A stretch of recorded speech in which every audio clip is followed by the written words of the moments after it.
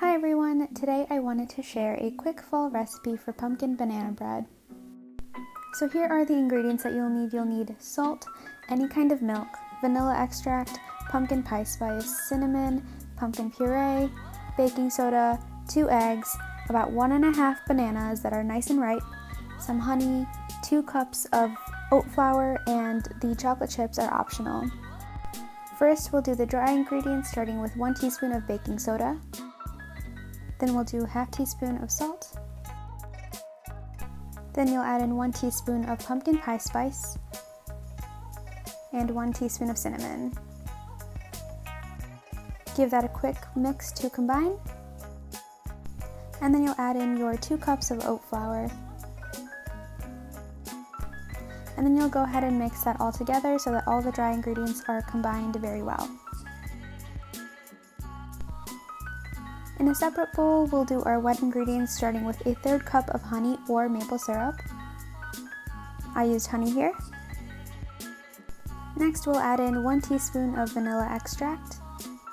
And then we'll add the 2/3 of a cup of pumpkin puree.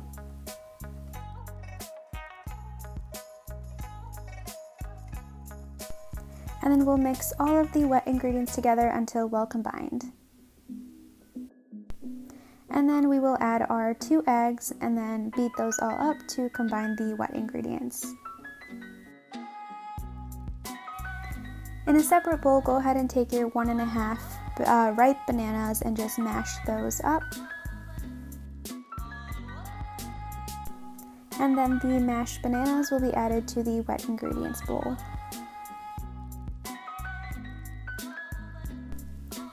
And then we'll follow that with a 1/4 cup of milk. I used oat milk here. And then we will just mix those all together. Then we'll just add the dry ingredients to the wet ingredients and just do this in small batches and just fold as you go until you get a batter. This next part is optional, but I added in a 1/2 cup of semi-sweet chocolate chips.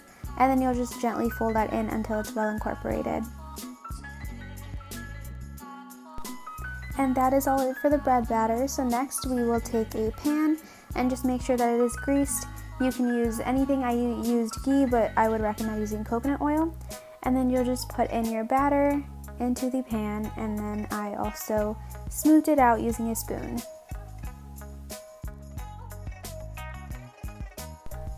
This is also optional. I just threw a few chocolate chips right on top of the batter too.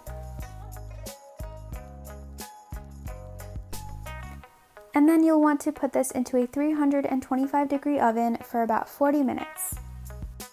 And when it's done, you'll want to use a toothpick or fork and just make sure that it comes out clean. And that is all. I hope you all enjoyed.